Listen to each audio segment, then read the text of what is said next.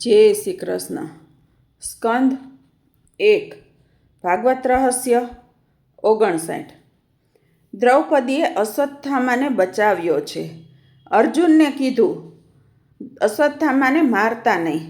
એની મા એના સહારે જીવે છે. ગૌતમીમાં વિધવા છે.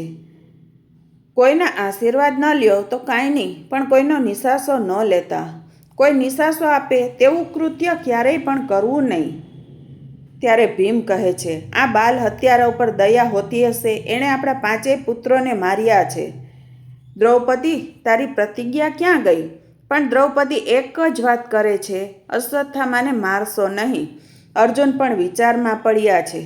ત્યારે શ્રી કૃષ્ણ કહે છે કે દ્રૌપદી જે બોલે છે તે બરાબર છે. ત્યારે ભીમ વચ્ચે જ કહે છે કે મનુસ્મૃતિમાં પણ કહ્યું છે કે આતતાયીને મારવામાં પાપ નથી. શ્રી કૃષ્ણ મનુસ્મૃતિને માન્ય રાખી જવાબ આપે છે, બ્રાહ્મણનું અપમાન એ મરણ બરાબર છે. માટે અશ્વત્થામાને મારવાની જરૂર નથી. તેનું અપમાન કરીને કાઢી મૂકો. અશ્વત્થામાનું મસ્તક કાપ્યું નથી, પણ તેના માથામાં જન્મસિદ્ધ મણિ હતો તે કાઢી લીધો. અશ્વત્થામા આજે તેજહીન બન્યા છે. ભીમે વિચાર્યું, હવે મારવાનું શું બાકી રહ્યું? અપમાન મરણ કરતાં પણ વિશેષ છે. અપમાન પ્રતિક્ષણે મરવા જેવું છે. અશ્વત્થામાએ વિચાર કર્યો, આના કરતાં મને મારી નાખ્યો હોત તો સારું થાત. પણ પાંડવોએ જે આવું મારું અપમાન કર્યું છે તેનો બદલો હું જરૂર લઈશ. મારું પરાક્રમ બતાવીશ. અભિમન્યુની પત્ની ઉત્તરાના પેટમાં ગર્ભ છે. તે એકમાત્ર પાંડવોનો ઉત્તરાધિકારી છે. તે ગર્ભનો નાશ થાય તો પાંડવોના વંશનો નાશ થાય. એમ વિચારી ઉત્તરાના ગર્ભ પર અશ્વત્થામાએ બ્રહ્માસ્ત્ર છોડ્યું છે. બ્રહ્માસ્ત્ર ઉત્તરાના શરીરને બાળવા લાગ્યું છે. તે વ્યાકુળ થયા. દોડતા દોડતા શ્રી કૃષ્ણ પાસે આવ્યા છે. શ્રી કૃષ્ણ ઉત્તરાના ગર્ભમાં જઈ પરીક્ષિતનું રક્ષણ કરે છે. સર્વના ગર્ભમાં કોણ રક્ષણ કરે? ગર્ભમાં જીવનું રક્ષણ પરમાત્મા કરે છે. નાની એવી કોટડીમાં જીવનું પોષણ કેમ થતું હશે? આપણને ક્યારેક વિચાર આવે છે. આ બધા જીવ માત્રનું રક્ષણ ગર્ભમાં પરમાત્મા કરે છે, અને જન્મ થયા પછી પણ જીવનું રક્ષણ પરમાત્મા જ કરે છે. માતા પિતા કે કોઈ બીજા વડીલ કે કોઈ ગુરુજી જો જીવનું રક્ષણ કરતા હોય તો છોકરાઓ મરે જ નહીં. મા બાપ રક્ષણ કરતા નથી, પ્રભુ જ રક્ષણ કરે છે. ગર્ભમાં તો જીવ હાથ જોડી અને પરમાત્માને નમસ્કાર કરે છે, પણ બહાર આવ્યા પછી 2 હાથ છૂટી જાય છે. તેનું નમન છૂટી જાય છે અને પ્રભુને પણ ભૂલી જાય છે. જવાનીમાં માનવી ભાન ભૂલે છે અને અક્કડ થઈને ચાલે છે, અને વળી પાછા કહે છે, હું ધર્મમાં, ઈશ્વરમાં હું માનતો નથી.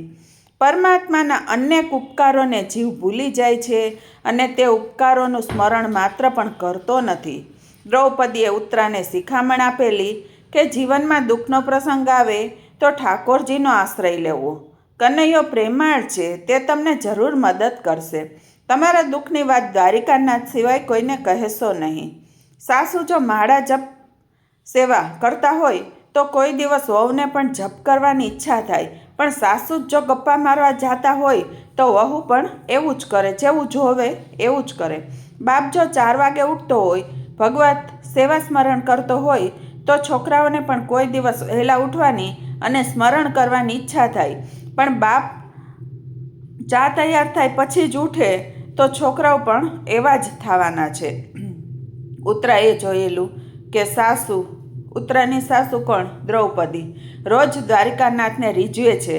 તેથી તે રક્ષણ માટે પરમાત્મા પાસે ગયા છે, પાંડવો પાસે ગયા નથી. શ્રી કૃષ્ણ સમજી ગયા, ઉત્તરાના પેટમાં પ્રવેશ કર્યો છે. ગર્ભમાં જીવ માના મૂત્રવિષ્ઠામાં આડોગે છે. ગર્ભવાસ એ જ નર્કવાસ છે. પરીક્ષિત ભાગ્યશાળી છે કે તેમને માતાના ગર્ભમાં જ પરમાત્માના દર્શન થયા છે. તેથી પરીક્ષિત ઉત્તમ શ્રોતા છે. ભગવાન કોઈના ગર્ભમાં જતા નથી, પણ પરમાત્માની લીલા અપ્રાકૃતિક છે.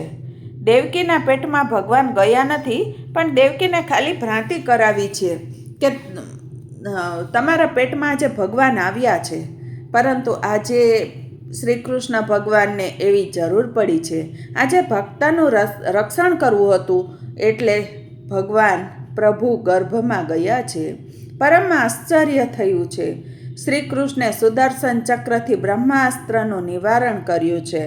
આમ પરીક્ષિતનું રક્ષણ કરી દ્વારિકાનાથ દ્વારકા પધારવા તૈયાર થયા છે. કુંતાજીને ખબર પડી છે. મિત્રો, આવતા વિડીયોમાં ભાગવત રહસ્ય 59 દર્શાવવામાં આવશે.